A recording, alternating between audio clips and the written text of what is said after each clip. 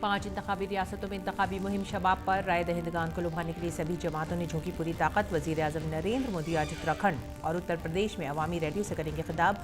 14 फरवरी को यूपी की 55, उत्तराखंड की 70 और गोवा की 40 सीटों पर होगी पोलिंग।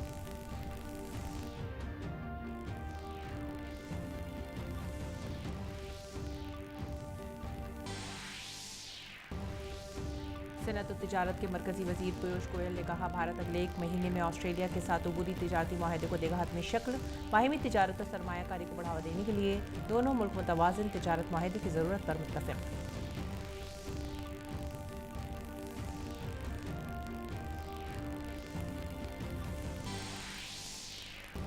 मेलबर्न में क्वाड वज़ीर ख़ारजा ने भारत बहरुल काहिल इलाके को आज़ाद और शफाफ बनाने की कोशिशों के लिए अपनी हिमायत दोहराई। वज़ीर ख़ारजा डॉक्टर एस जयशंकर आज भारत ऑस्ट्रेलिया वसी हिकमत अमली शराकतदारी की पेशरफ्त का लिया जायज़ा। जयशंकर ने अपने ऑस्ट्रेलियाई हम मनसब के साथ भारत ऑस्ट्रेलिया वज़ीर ख़ारजा मुज़ाकरात की करेंगे मुश्तरका सदारत।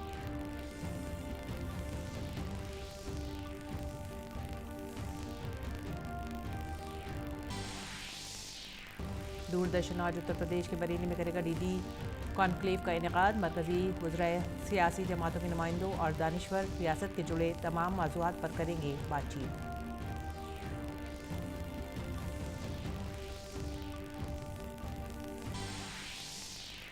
अमेरिका ने कहा, सरमाई ओलंपिक के दौरान रूस कर सकता है यूक्रेन पर हमला। अपने शहरियों से अगले 24 घंटों के अंदर यूक्रेन छोड़ने को कहा। वहीं अमेरिका और रूस की फौज के सरबराहों ने फोन पर की यूक्रेन बहरान पर बातचीत।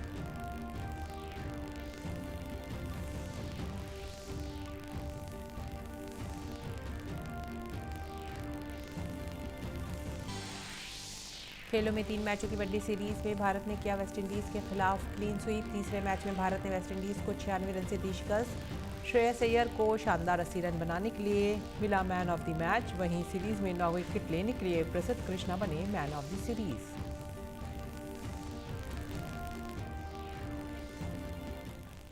आदाब नाज़रीन, उर्दू खबरों में आप सभी का खैर मकदम है। मैं हूं सादिया अलीम। नजर डालते इस वक्त की खास खबरों पर। उत्तर प्रदेश असेंबली इंतखाबात के दूसरे मरहले की मुहिम आज शाम इख्तिताम पजीर हो जाएगी। दूसरे मरहले में उत्तर प्रदेश के 9 अजला की 55 सीटों के लिए 14 फरवरी को वोटिंग होगी, जिसमें 2 करोड़ से ज़्यादा राय दहिंदगान 586 उम्मीदवारों की किस्मत का फैसला करेंगे। दूसरे मरहले में 5 वज़रा समेत मुतादिद सीनियर रहनुमाओं की साख दाव पर है। उधर इलेक्शन कमीशन ने दूसरे मरहले के अजला के मुशाहिदीन से वीडियो कॉन्फ्रेंसिंग के जरिए तैयारियों का भी जायज़ा लिया। दूसरे मरहले में सहारनपुर, बिजनौर, मुरादाबाद, संभल, रामपुर, अमरोहा, बदायूं, बरेली और शाहजहांपुर में वोटिंग होगी। इलेक्शन कमीशन मुनसिफाना, आज़ादाना, शफाफ और कोरोना से बचाव की तदाबीर अपनाते हुए इंतखाबात कराने की तैयारियों में मसरूफ़ है। गुज़िश्ता रोज़ कमीशन ने उन अजला से मुंसलिक अफसरान के साथ वीडियो कॉन्फ्रेंसिंग के जरिए ज़रूरी हिदायत भी दी। हर पोलिंग बूथ पर मुनासिब और ज़रूरी इंतजाम करने की हिदायत दी गई हैं ताकि राय दहिंदगान को किसी किस्म की परेशानी का सामना ना करना पड़े। आज भी इलेक्शन कमीशन उन अजला के तमाम DM के साथ वीडियो कॉन्फ्रेंसिंग के जरिए इंतखाबात से मुतालिक तैयारियों का जायज़ा लेगा। उत्तराखंड की 5वीं असेंबली की तश्कील के लिए 14 फरवरी को होने वाले इंतखाबात की मुहिम आज शाम खत्म हो जाएगी। उत्तराखंड के 13 अजला की 70 सीटों के लिए पीर को वोटिंग होगी। इस बार तमाम 70 असेंबली सीटों पर 632 उम्मीदवार इंतखाबी मैदान में हैं। इंतखाबी मुहिम के आखिरी दिन सियासी जमातों ने अपनी पूरी ताकत झोंक रखी है। वहीं तमाम कद्दावर लीडर्स आज अपनी पार्टी के उम्मीदवारों के हक़ में इंतखाबी जलसों से खिताब करेंगे। वहीं गोवा में 14 फरवरी को एक ही मरहले में होने वाले इंतखाबात की मुहिम भी आज शाम ख़त्म हो जाएगी। गोवा में 40 असेंबली सीटों के लिए इंतखाबात होने हैं, जिनमें 301 उम्मीदवार अपनी किस्मत आजमा रहे हैं। और उत्तर प्रदेश और उत्तराखंड असेंबली इंतखाबात के लिए इंतखाबी मुहिम पूरे उरूज पर है। बीजेपी ने भी इंतखाबी मुहिम में अपनी पूरी ताकत झोंक दी है। वज़ीर आज़म नरेंद्र मोदी आज कन्नौज के तरवा में एक अवामी रैली से खिताब करेंगे। वहाँ तीसरे मरहले में वोटिंग होनी है। उत्तर प्रदेश में बीजेपी के 5 साला तरक्याती कामों की बुनियाद पर वज़ीर आज़म मोदी जलसा आम के दौरान आवाम से बीजेपी के हक़ में वोट डालने की अपील करेंगे। नेज़ वज़ीर आज़म उत्तराखंड के रुद्रपुर में भी एक जलसा आम से खिताब करेंगे। बीजेपी के तमाम सीनियर रहनुमा उत्तराखंड असेंबली इंतखाबात के पेश नज़र इंतखाबी तशहीर में मसरूफ़ हैं। इस मौके पर मरकज़ी वज़ीर दाखिला अमित शाह धनौल्टी, सहसपुर और रायपुर में इंतखाबी रैलियों से खिताब करेंगे। हरिद्वार में अमित शाह घर घर पहुँच कर इंतखाबी तशहीर करेंगे और लोगों से बीजेपी के हक़ में वोट डालने की पुरजोर अपील करेंगे। शाम को वज़ीर दाखिला अमित शाह हरिद्वार के गंगा घाट पर गंगा पूजन प्रोग्राम में भी शामिल होंगे। और वहीं बीजेपी के सीनियर लीडर और वजीर दिफा राजनाथ सिंह उत्तर प्रदेश की इंतखाबी जंग में उत्तराखंड में बागेश्वर, अल्मोड़ा और नैनीताल सीट पर इंतखाबी रैलियां करेंगे। बीजेपी सदर जेपी नड्डा आज पंजाब के बालाचौर, रोपड़, राजपुरा और गन्नौर में पार्टी के लिए इंतखाबी मुहिम में हिस्सा लेंगे। बीजेपी इस बार पंजाब में कैप्टन अमरिंदर सिंह की पार्टी पंजाब लोक कांग्रेस और सुखदेव सिंह ढडीसा की पार्टी श्रोमणी अकाली दल ज्वाइंट के साथ मिलकर असेंबली इंतखाब लड़ रही है। मणिपुर में असेंबली इंतखाबात के पहले मरहले के लिए 2 आज़ाद उम्मीदवारों ने अपनी उम्मीदवारी वापस ले ली है। इंतखाबात के पहले मरहले के लिए कागजात नामजदगी वापस लेने का कल आखिरी दिन था।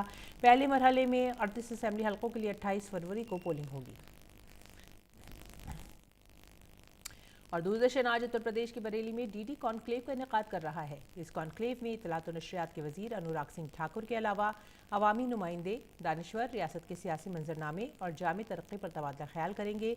कॉन्क्लेव में कितना बदला यूपी के तहत सबका वक्त, सबका साथ, सबका विकास, कितनी पूरी हुई आस, सिर्फ इक़्तिदार की ज़रूरत या समाजी फ़िक्र, ज़ात पात या तब्दीली की बात, इक़्तिदार के ज़रिए बाख्तियार बनाना, मंजिल कितनी दूर, रुहेलखंड कितना बदला, घर, रोज़गार और रोटी क्या है आवाम की कसौटी जैसे मौज़ूआत पर खुली बहस होगी। आगे बढ़ेंगे अगली खबर की तरफ। तिजारत और सनअत के मरकज़ी वज़ीर पीयूष गोयल और ऑस्ट्रेलिया की तिजारत, सियाहत और सरमायाकारी के वज़ीर डैन थिहान ने भारत और ऑस्ट्रेलिया के दरमियान सियाहत को फ़रोग़ देने के लिए एक मफ़ाहमतनामे पर दस्तखत किए हैं। इस मुआहदे के बाद 2 तरफ़ा तिजारत जो कि $20 बिलियन है उसमें बड़ा इजाफा देखने को मिलेगा। ये दोनों ममालिक के लिए रोज़गार, कारोबार के नए मौक़े, तालीम के नए मौक़े पैदा करने में मददगार साबित होगा। इस मौके पर पीयूष गोयल ने कहा कि भारत अगले 1 माह में ऑस्ट्रेलिया के साथ एक पूरी तिजारती मुआहदे को हतमी शक्ल देगा। नक़्ल हमल और शाहराहों के मरकज़ी वज़ीर नितिन गडकरी ने वीडियो कॉन्फ्रेंसिंग के ज़रिए बिहार के मुंगेर में गंगा नदी पर तामीर 14.5 किलोमीटर तवील रेल रोड ब्रिज के मंसूबे का इफ्तिताह किया। ये rail road bridge national highway 333B के तहत तामीर किया गया है। इस पुल की तामीर 696 करोड़ रुपए की लागत से हुई है। इस प्रोग्राम में बिहार के वज़ीर आला नीतीश कुमार भी मौजूद थे। इस मौके पर पुल का इफ्तिताह करते हुए मरकज़ी वज़ीर नितिन गडकरी ने कहा कि मुंगेर के लोगों के अलावा खगड़िया, बेगूसराय और सहरसा के लोगों को भी इस पुल की तामीर से फ़ायदा पहुँचेगा और मुंगेर से उन मकामात तक सफ़र करने में काफ़ी वक्त बच जाएगा। गंगा नदी पर तीसरा ये रेलवे रोड ब्रिज है और ये बनने से निश्चित रूप से मुंगेर की जनता को और मुंगेर के साथ साथ खड़गिया, बेगूसराय, सहरसा जाने वालों के लिए बहुत सुविधा हो जाएगी और उत्तर बिहार से मुंगेर आने जाने वाले को 70 किलोमीटर का चक्कर काटकर मोकामा के राजेंद्र पुल तथा 75 किलोमीटर दूर भागलपुर के विक्रमशिला पुल का विकल्प चुनना पड़ता था, उनको अब इस सब से मुक्ति मिलेगी। मुझे बहुत खुशी है कि बिहार में गंगा नदी के ऊपर अगर ये ब्रिज बन जाते हैं तो निश्चित रूप से बिहार के विकास को बहुत गति मिलेगी। ऑस्ट्रेलिया के शहर मेलबोर्न में क्वाड वज़ीर ख़ारजा का चौथा इजलास जुमे को मुनक़्क़िद हुआ। इजलास में भारत, जापान, अमरीका और मेज़बान ऑस्ट्रेलिया के वज़ीर ख़ारजा ने शिरकत की। वज़ीर ख़ारजा एस जयशंकर ने मीटिंग के दौरान कहा कि चारों ममालिक के दरमियान 2 तरफ़ा ताल्लुक़ात मजबूत हैं और अब क्वाड में भी ताल्लुक़ात मजबूत होने चाहिए। मीटिंग के बाद एक मुश्तरका प्रेस कॉन्फ्रेंस में एस जयशंकर ने कहा कि हम ऐसा एजेंडा बना रहे हैं जिससे एशिया पैसिफिक खत्ते को आज़ाद और शमूलियत पर मबनी बनाया जाएगा। और अब बात करेंगे मुल्क में टीकाकरी मुहिम की। मुल्क में कोरोना की तीसरी लहर के दौरान मामलात में मुसलसल कमी दर्ज हो रही है। वहीं वैक्सीनेशन में भी तेज़ी से इजाफा जारी है, जिसकी वजह से मुल्क में इन्फेक्शन की रफ्तार कम हो गई है। काबिल ज़िक्र है कि वबाई मर्ज़ के खिलाफ सबसे मौसर हथियार के तौर पर शुरू की गई वैक्सीनेशन मुहिम के तहत मुल्क में अब तक 172 करोड़ 24 लाख से ज़्यादा वैक्सीन लगाई जा चुकी हैं। दूसरी तरफ वैक्सीनेशन मुहिम के 392 दिन शाम 7 बजे तक 42 लाख से ज़्यादा कोविड वैक्सीन लगाई गई। वैक्सीनेशन मुहिम मुल्क में कोविड से लोगों के तहफ़्फ़ुज़ का एक अहम ज़रिया है और इसका आला सतह पर मुसलसल जायज़ा लिया जा रहा है। इस बीच कोरोना इन्फेक्शन के मामलात में कमी के पेश नज़र केरला हुकूमत ने रियासत में मजहबी तकरीबात और प्रोग्रामों में 1500 लोगों की शिरकत की इजाज़त देने का फैसला किया है। ये फैसला आने वाले मजहबी त्योहारों जैसे अटकुल पोंगला, अलवाशिरी उत्तरी और मरामून कन्वेंशन को मद्देनज़र रखते हुए किया गया है। इन तकरीबात में सिर्फ 18 साल से ज़्यादा उम्र के उन्हीं अफराद को दाखिल होने की इजाज़त होगी जिनके पास 72 घंटे के अंदर मनफी RT-PCR सर्टिफिकेट होगा। तकरीब में 18 साल से कम उम्र के अफराद फैमिली मेंबर्स के साथ शिरकत कर सकते हैं। रियासत में स्कूल और KG समेत आंगनवाड़ी सेंटर प्रोग्राम पीर से दोबारा खुलेंगे। इसी दौरान रियासत में कल 43,082 अफराद इन्फेक्शन से आज़ाद हुए और मुतासरीन की तादाद में तकरीबन 16,000 की कमी आई है। इन्फेक्शन की शरह भी कम होकर 19.99% पर आ गई है। नेशनल हेल्थ अथॉरिटी ने हेल्थ ऐप आरोग्य सेतु के साथ आयुष्मान भारत डिजिटल मिशन के इंजमाम का ऐलान किया है। इसके जरिए आरोग्य सेतु के सारिफीन 14 हिस्सों के मुनफरिद Ayushman Bharat health account number का फ़ायदा भी हासिल कर सकेंगे। सारिफीन आयुष्मान भारत डिजिटल मिशन के तहत अपना मुनफरिद Ayushman Bharat health account number हासिल कर सकते हैं। वो इस नंबर का इस्तेमाल अपने मौजूदा और नए मेडिकल रिकॉर्ड को लिंक करने के लिए कर सकते हैं, जिनमें डॉक्टर की मशावरत, लैब की रिपोर्ट्स और अस्पताल के रिकॉर्ड शामिल हैं। वो इन रिकॉर्ड्स को रजिस्टर्ड हेल्थ प्रोफेशनल प्रैक्टिशनर्स और हेल्थ केयर प्रोवाइडर्स के साथ शेयर कर सकते हैं और दीगर डिजिटल हेल्थ सर्विसेज तक भी रसाई हासिल कर सकते हैं। Indian railway catering and tourism corporation IRCTC ने 14 फरवरी से तमाम ट्रेनों में पका हुआ खाना दोबारा दस्तयाब कराने का फैसला लिया है। मुसाफिरों की ज़रूरत और कोविड लॉकडाउन की पाबंदियों में नरमी को मद्देनज़र रखते हुए ये फैसला किया गया है। IRCTC ने कहा है कि राजधानी, शताब्दी और दुरंतो जैसी अहम ट्रेनों में ये सहूलत पिछले साल दिसंबर से ही शुरू कर दी गई थी। भारतीय रेलवे ने भारत 2030 के लिए कौमी रेल मंसूबा NRP तैयार किया है। इस मंसूबे का मकसद 2030 तक मुस्तकबिल का रेलवे निज़ाम तैयार करना है। रेलवे के वजीर अश्विनी वैष्णव ने जुमे को राज्यसभा में बताया कि NRP का मकसद रेलवे का माल भाड़े में अपना हिस्सा बढ़ाकर 45% करने के लिए ऑपरेशन सलाहियत और पॉलिसी निज़ाम की शुरुआत के लिए हिकमत अमली की बुनियाद तैयार करना है। नाज़रीन, दिल्ली के राष्ट्रपति भवन में अपनी कुदरती खूबसूरती के लिए जाना जाने वाला मुगल गार्डन आज से आम लोगों के लिए खोला जा रहा है। सदर जमहूरिया रामनाथ कोविंद ने मुगल गार्डन के उद्यान उत्सव को आम लोगों के लिए खोल दिया है।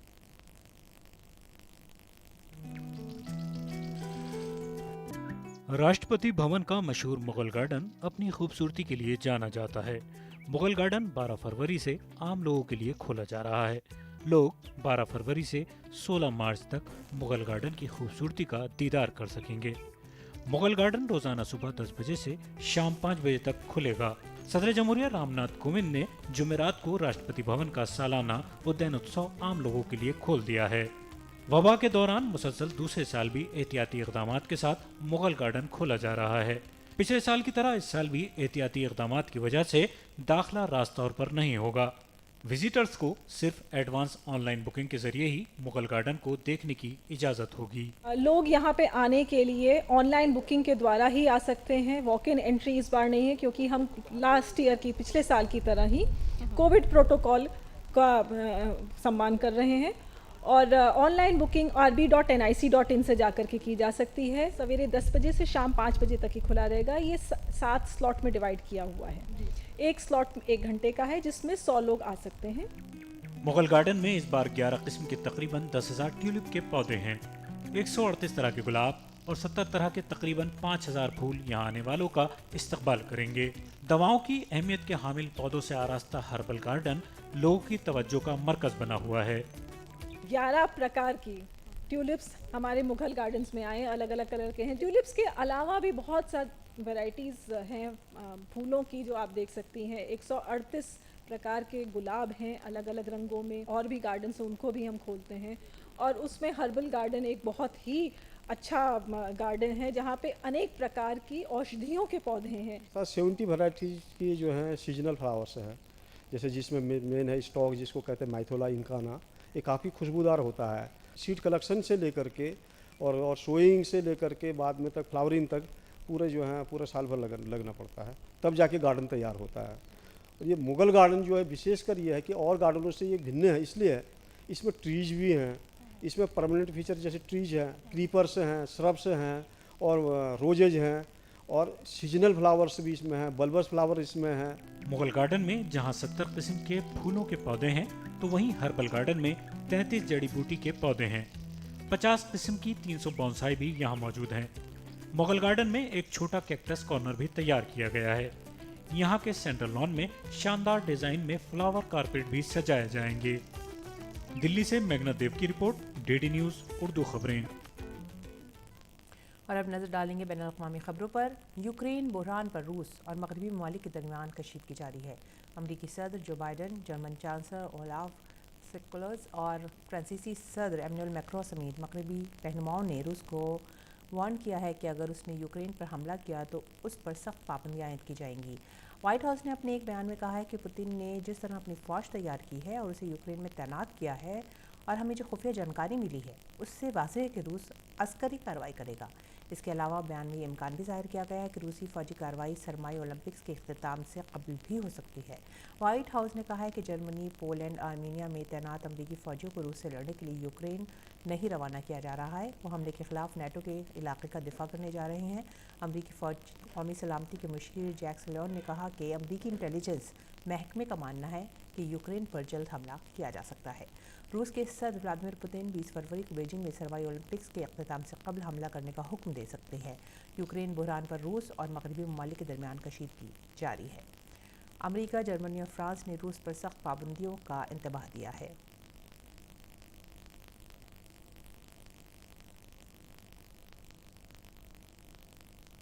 और नजर डालते हैं खेल के मैदान पर। अहमदाबाद के नरेंद्र मोदी स्टेडियम में खेले गए वनडे सीरीज़ के तीसरे और आखिरी मैच में टीम इंडिया ने वेस्ट इंडीज़ को 96 रन से शिकस्त दे दी। इसके साथ ही रोहित ब्रिगेड ने 3 मैचों की सीरीज़ 0-3 से अपने नाम कर ली। भारत ने पहली बार वेस्ट इंडीज़ को वनडे सीरीज़ में क्लीन स्वीप किया है। पहले खेलते हुए भारत ने श्रेयस अय्यर के 80 रन की बदौलत मुकर्ररा 50 ओवर में 265 रन बनाए। जवाब में मेहमान टीम 37.1 ओवर में 169 रन पर ढेर हो गई। बॉलिंग में मोहम्मद सिराज और प्रसिद्ध कृष्णा ने 3 विकेट लिए। श्रेयस अय्यर को उनकी शानदार बल्लेबाजी के लिए मैच का बेहतरीन खिलाड़ी करार दिया गया। वहीं वनडे सीरीज़ में 9 विकेट लेने वाले Prasidh Krishna man of the series बन गए। भारत की पहली फिटनेस और sports school quiz the fit India quiz सितंबर 2021 में शुरू की गई थी। ये क्विज वज़ीर आज़म नरेंद्र मोदी के फिटनेस और खेलों को तर्ज ज़िंदगी का हिस्सा बनाने की समत में एक पहल है। अब इसके रियासती सतह के राउंड मुनक़्क़द किए जा रहे हैं। फिटनेस और खेलों से मुतालिक अपनी नौयत की इस पहली क्विज के इब्तदाई राउंड में मुल्क भर के 13,502 स्कूलों के 36,299 तलबा ने हिस्सा लिया। प्राइमरी राउंड 25 जनवरी को ख़त्म हुए। खेल सेक्रेटरी सुजाता चतुर्वेदी के मुताबिक इस क्विज का बुनियादी मकसद फिट इंडिया मूवमेंट को स्कूल के बच्चों तक पहुंचाना है।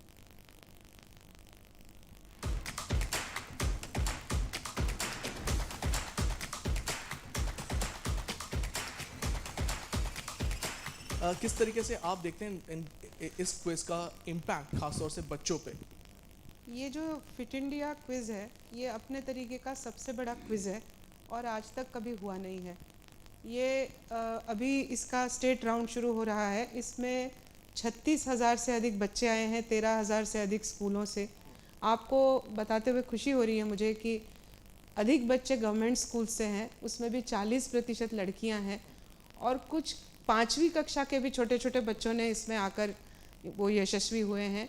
हिमाचल से, लक्षद्वीप से, ऐसे स्टेट से आकर छोटे छोटे बच्चे भी आए हैं। मैम, गवर्नमेंट स्कूल के बच्चे भी आ रहे हैं, प्राइवेट स्कूल के बच्चे भी आ रहे हैं। हम देख पा रहे हैं कि यहाँ पे एक सामंजस्य है, मतलब ऐसा नहीं कि प्राइवेट स्कूल के बच्चे ही आगे जा रहे हैं। तो आप लग रहा है कि जब ये नेशनल लेवल पे जाएगा तो और ज़्यादा कंपटीशन बढ़ेगा और इसका प्राइज मनी भी आप लोगों ने बहुत ज़्यादा रखा है। तो प्राइज़ मनी भी टोटल 3.25 करोड़ रुपए है। स्कूल को भी प्राइज़ मिलेगा, बच्चों को भी मिलेगा और इसके संग हमारा ये जो राउंड है अब नेशनल राउंड पर मई जून के महीने में आ जाएगा। मई जून पे हम नेशनल राउंड देखेंगे। मैम, और एक और चीज़ आपसे बात जानना चाहेंगे कि नेशनल एंटी डोपिंग एजेंसी बहुत अच्छा काम कर रही है। इनफैक्ट हम लोग अगर हम देखें कुछ सालों में हमारा जो रहा है डोपिंग के मामले में बहुत आगे हम बढ़े हैं। इसके मामले में आप क्या कहना चाहेंगे कि अगले लेट्स से 2-3 सालों में हम और क्या क्या कर सकते हैं? एंटी डोपिंग का जो कार्यक्रम है वो खेल की दुनिया के लिए बहुत इम्पॉर्टेंट है। खिलाड़ियों को जब वो मेहनत करते हैं, परिश्रम करते हैं तो मेडल जीतने के लिए उनकी मेहनत में किसी प्रकार की बाधा नहीं आनी चाहिए, इसलिए भी डोपिंग से उन्हें दूर रहना होता है। इसलिए एक एंटी डोपिंग अथॉरिटी हमारे यहाँ है जिसको हम नाडा बोलते हैं, नेशनल एंटी डोपिंग अथॉरिटी। उसके तहत ये काम होता है, जहाँ इसके जागरूकता फैलाने से लेकर टेस्ट कराने तक का सारा काम होता है। इसी के साथ साथ हमारे यहाँ एक नेशनल डोप टेस्टिंग लेबॉर्ट्री है, NDTL।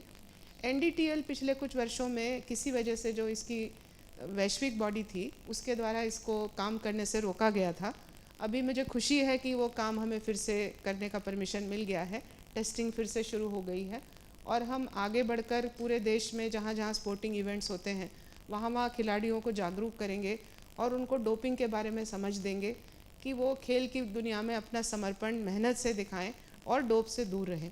बहुत बहुत शुक्रिया हमसे बात करने। तो ये थी सेक्रेटरी स्पोर्ट्स जो बता रही थी कि फिट इंडिया क्विज जो है लगातार आगे बढ़ रहा है और बहुत जल्दी ही नेशनल लेवल पर भी हम इसे देख पाएंगे। कैमरा पर से बंसीलाल टोकरा के साथ मैं तापस भट्टाचार्य, दूरदर्शन समाचार, दिल्ली।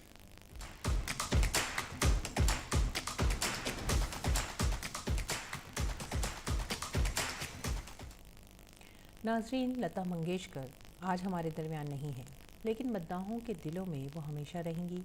उनके मद्दाह उन्हें मुनफरिद और मुख्तलिफ अंदाज में याद करके खराज तहसीन पेश कर रहे हैं। उड़ीसा के भुवनेश्वर में एक छोटे फनकार ने बोतल के अंदर फ़ोटो फ्रेम बनाकर भारत रत्न लता मंगेशकर को खराज अक़ीदत पेश किया। 4 दिन की मेहनत से छोटे से फनकार ने बोतल के अंदर ये फ़ोटो फ्रेम तैयार किया है। फ़ोटो फ्रेम बनाने के लिए शीशे का एक टुकड़ा, कागज़ और एक सितारा इस्तेमाल किया गया है। और अब पेश है दिल्ली से शाये अखबारात का मुख्तसर सा जायज़ा।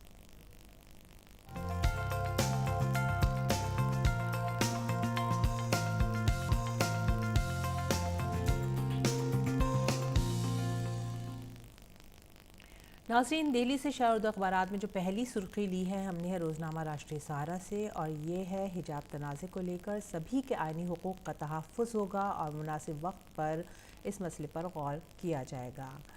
तालीमी इदारों में मजहबी कपड़े पहनने को लेकर ये बात कोर्ट ने कही है और साथ ही यकीन भी दिलाया है कि आइनी हुकूक़ का तहफ़्फ़ुज़ किया जाएगा।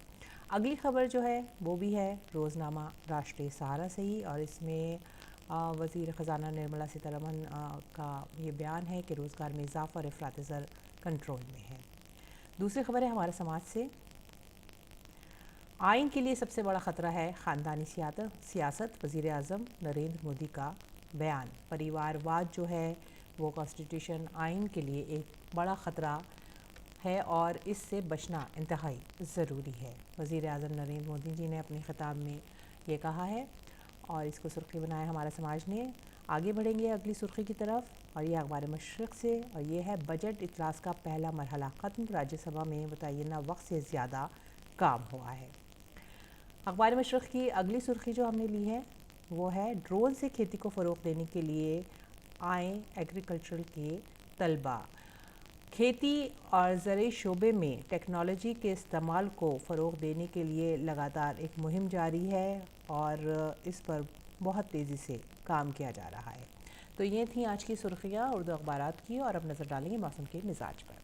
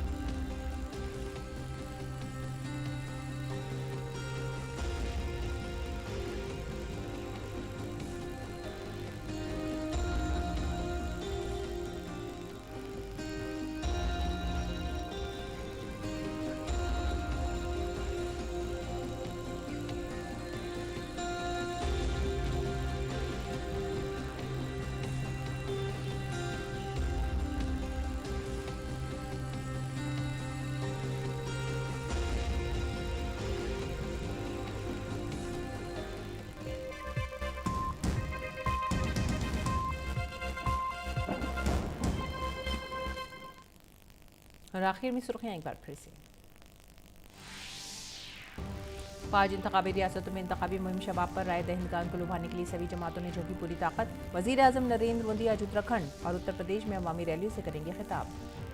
14 फरवरी को यूपी की 55, उत्तराखंड की 70 और गोवा की 40 सीटों पर होगी पोलिंग।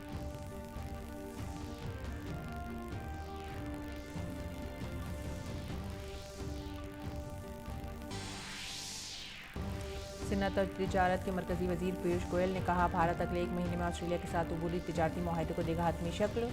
बाहिमी तिजारत और सरमायाकारी को बढ़ावा देने के लिए दोनों मुल्क मतवाज़न तिजारत माहदे की ज़रूरत पर मुत्तफ़िक़।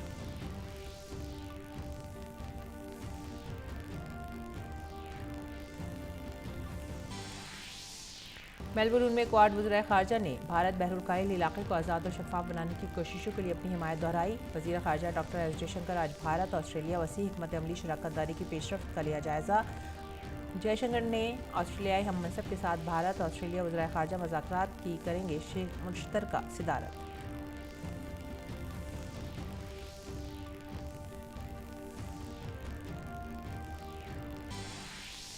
दूरदर्शन आज उत्तर प्रदेश के बरेली में करेगा डीडी कॉन्क्लेव का इनेकाद। मरकजी वज़रा, सियासी जमातों के नुमाइंदों और दानिश्वर रियासत के तमाम मौज़ूआत पर करेंगे बातचीत।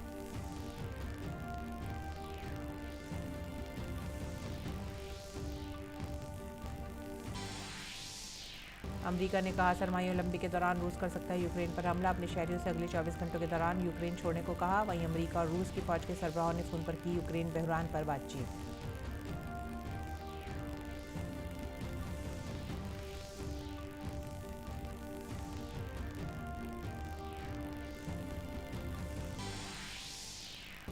तीन मैचों की वनडे सीरीज में भारत ने किया वेस्टइंडीज़ के खिलाफ क्लीन स्वीप। तीसरे मैच में भारत ने वेस्टइंडीज़ को 96 रन से दी मात। श्रेयस अय्यर को शानदार 80 रन बनाने के लिए मिला मैन ऑफ द मैच। वहीं सीरीज में 9 विकेट लेने के लिए प्रसिद्ध कृष्णा बने मैन ऑफ द सीरीज।